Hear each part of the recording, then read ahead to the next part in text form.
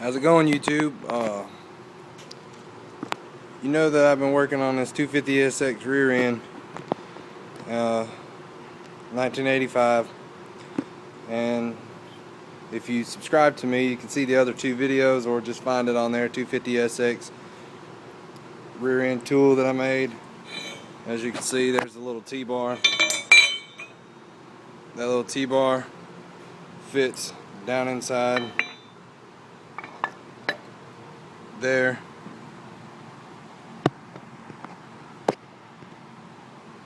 Where that little star bit is. You'll get the whole gist of it. But what this T-bar does is allows me to take that hex, put it down in that star bit, and twist that off and not have to buy that expensive $60 socket. Now, I finally got it all apart from the other video. You saw that I broke it loose. That down in there, broke that loose. But the problem I ran into was right here in this casing. Down in the end of that is a little needle bearing. It was wedged in there pretty daggum good, so there's a hole back here. I tried knocking it out through there, tried heating the casing. I tried freezing it and knocking it out. Didn't work. Finally, what I had to resort to was take my Dremel tool with a tungsten carbide bit.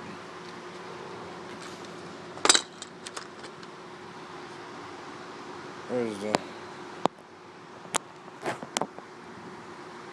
can see that's the tungsten carbide bit. You can just get that at Lowe's. I think it's like $8 or $9 probably. I don't remember when I bought it. It was something like that. But I drilled through the casing wall, then took a chisel and a hammer and just caved the sides in. That's about the only way you could get it out. As far as mine was, it didn't. The inside racer was gone. It was all chewed up into pieces. The needle bearings were chewed up into pieces, and all that was left was the outside of the racer bearing. The outside of the racer, and there was no lip on it to pull it out with the blind hole puller or anything like that. Now, if yours has a lip, you could pull it out with a blind hole puller. But finally got it out.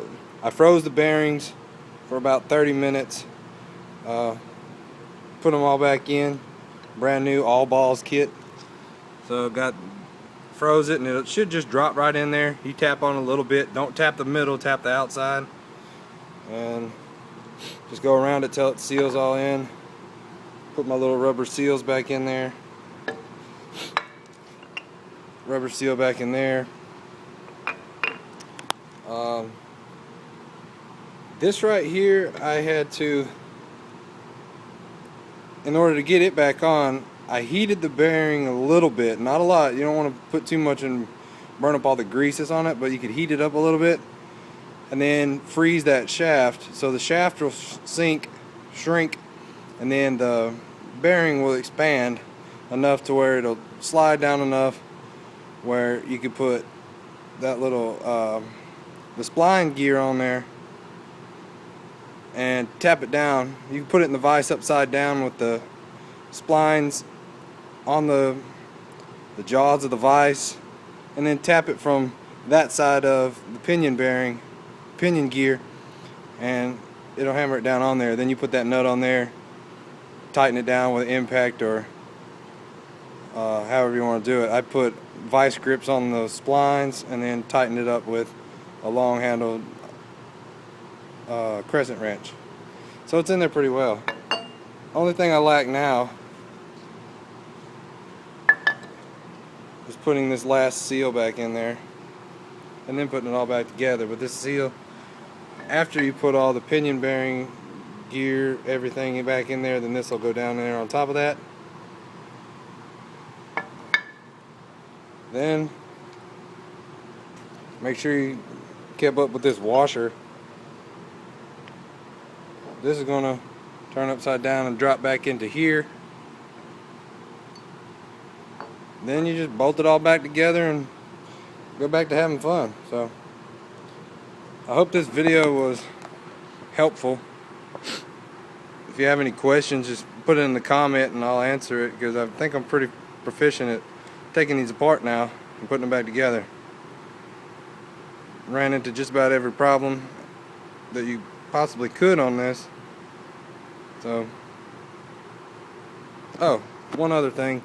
I did, when it was all nasty and greasy, I didn't see one. I had knocked a tooth off of one of these, but I just took the TIG welder and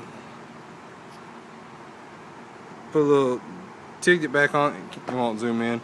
I tigged it back up and then took that Dremel tool with that same tungsten carbide and molded it back down to the same shape as the others. So now it won't have a miss in there at all. Alright, I guess that's it. Y'all have a good day.